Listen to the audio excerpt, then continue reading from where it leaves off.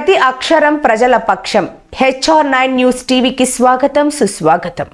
రాష్ట్రంలో అన్ని రాజకీయ పార్టీలు వాల్మీకులను ఓటు బ్యాంకుగా వాడుకొని వదిలేశారు తప్ప వారిని అభివృద్ధి చేసింది శూన్యమని.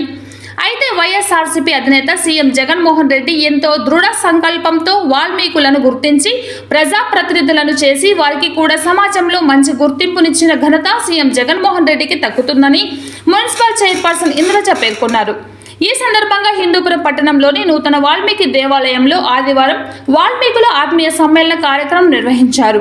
ఈ కార్యక్రమానికి ముఖ్య అతిథిగా విచ్చేసిన స్థానిక పార్లమెంట్ వైసీపీ అభ్యర్థి బోయ శాంతమ్మ హాజరై వాల్మీకుల సమక్షంలో మహర్షి వాల్మీకి విగ్రహానికి పూలమాలలు వేశారు. జై వాల్మీకి, జై జై వాల్మీకి, వాల్మీకి మహారాజ్కి జై అనే నినాదాలు చేశారు. వాల్మీకులు ఎంతో ఆనందోత్సవాల నడుమ బాణసంచరాలు పేలుస్తూ సంబరాలు జరుపుకున్నారు. ఈ సందర్భంగా వైసీపీ పార్లమెంట్ అభ్యర్థి బోయ శాంతమ్మకు క్రెయిన్ సహాయంతో గజమాల వేసి తమ అభిమానాన్ని చాటుకున్నారు. అనంతరం మున్సిపల్ చైర్పర్సన్ ఇంద్రజ అధ్యక్షతన వాల్మీకుల ఆత్మీయ సమావేశం నిర్వహించారు. మున్సిపల్ చైర్పర్సన్ ఇంద్రజ మాట్లాడుతూ గత కొన్ని సంవత్సరాలుగా హిందూపురం టీడీపీకి కంచుకోటగా ఉందని, ఆ పార్టీ నాయకులు గొప్పలు చెప్పుకుంటున్నారని, అయితే అత్యధిక ఓటు శాతం ఉన్న వాల్మీకుల వల్లనే టీడీపీ కంచుకోటగా మారిందన్న విషయం పార్టీ నాయకులు మారవకూడదన్నారు. అయితే వాల్మీకులను ఓటు బ్యాంకుగా వాడుకొని కంచుకోటగా మలుచుకున్నారు తప్ప వారి గురించి పట్టించుకునే నాదుడే లేదన్నారు.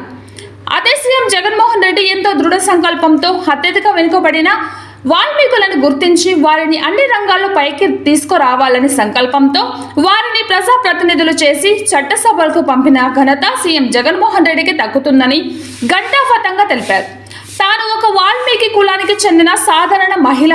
అలాంటి మహిళను గుర్తించి మున్సిపల్ చైర్పర్సన్ చేయడం ఎంతో హర్షించదగ్గ విషయమని, దీంతో వాల్మీకులు సీఎం జగన్మోహన్ రెడ్డికి జీవితాంతం రుణపడి ఉంటారని తెలిపారు.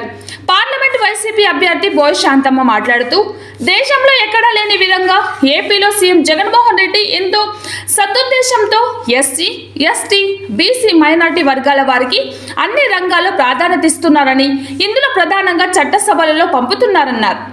ఇందులో భాగంగానే వెనుకబడిన వర్గాలలో వాల్మీకి కులం ఒకటని, ఆ కులానికి పైకి తీసుకురావాలన్న ఉద్దేశంతో ఆర్థికంగా, సామాజికంగా, రాజకీయంగా ఎదగడానికి ఎంతగానో కృషి చేస్తున్నానన్నారు. అన్ని రాజకీయ పార్టీలు వాల్మీకులను ఓటు బ్యాంకుగా వాడుకొని ఆ తర్వాత వారిని ఏమాత్రం పట్టించుకోరని, అయితే అందుకు భిన్నంగా సీఎం జగన్మోహన్ రెడ్డి వాల్మీకులను గుర్తించి అన్నింటిలో సమన్వయం చేశారని తెలిపారు.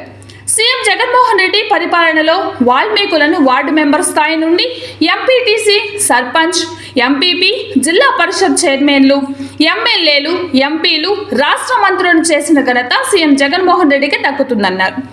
వాల్మీకులందరూ సీఎం జగన్మోహన్ రెడ్డికి రుణపడి ఉన్నారని, దీన్ని దృష్టిలో పెట్టుకుని వాల్మీకులందరూ వైఎస్ఆర్సీపీకి మద్దతు పలకాల్సిన అవసరం ఎంతైనా ఉందని ఆమె సూచించారు.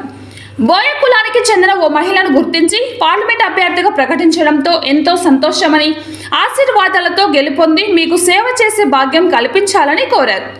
సీనియర్ వైసీపీ యువ నాయకుడు మదిరెడ్డిపల్లి రామాజీ మాట్లాడుతూ నియోజకవర్గంలో అత్యధిక శాతం వాల్మీకులు ఉన్నారని, ఎవరు గెలుపొందినప్పటికీ తమ ఓట్లే కీలకంగా మారుతాయని, దీన్ని దృష్టిలో పెట్టుకొని రాబో ఎన్నికల్లో వాల్మీకులందరూ ఐకమత్యంగా పార్లమెంట్ అభ్యర్థిగా పోటీ చేస్తున్న బోయ శాంతమ్మకు తమ సంపూర్ణ మద్దతు ఇవ్వాలని కోరారు.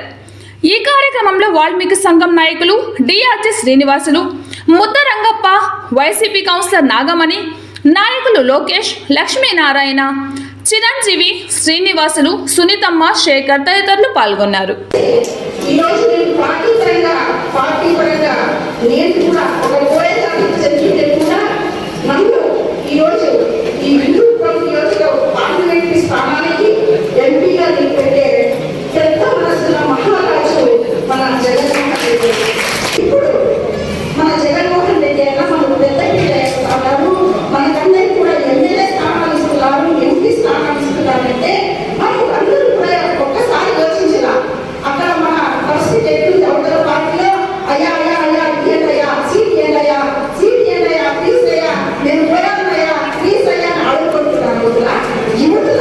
మనం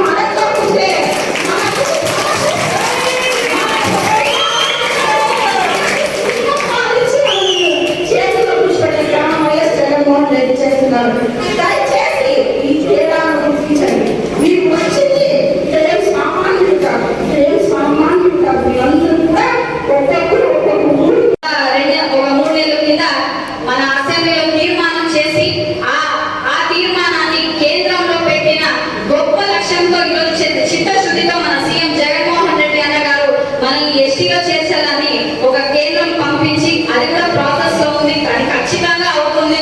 మనమందరూ కూడా చేయాల్సిన పని ఒకటి, మన క్యాండిడేట్, మన పార్లమెంట్ క్యాండిడేట్ బోయ శాంతమ్మక్క గారిని ఖచ్చితంగా మనము ఈ 2024 ఖచ్చితంగా మనము గెలిపించుకొని వచ్చి మరొకసారి మన వాల్మీకులను ఖచ్చితంగా పార్లమెంట్ స్థాయిలో మళ్ళీ కూడా మనం చూడాలని కూడా ఈ సందర్భంగా తెలియజేస్తున్నాం. ఈ రోజు మన ముఖ్యమంత్రి, రాష్ట్ర ముఖ్యమంత్రి శ్రీ మన జగన్మోహన్ రెడ్డి అన్న గారు పెద్దపీట వేశారు అంటే, మన వాల్మీకులకు పెద్దపీట వేసిన ఏకైక నాయకుడు అంటే మన సీఎం జగన్మోహన్ రెడ్డి అన్న గారు. ఎందుకంటే ఈరోజు దానికి ఉదాహరణ నేనే అని ఈ సందర్భంగా తెలియజేస్తున్నాను. ఎందుకంటే ఇక్కడ హిందూపురంలో మున్సిపల్ చైర్పర్సన్ సంబంధించిన ఏదైతే పదవి ఉందో అది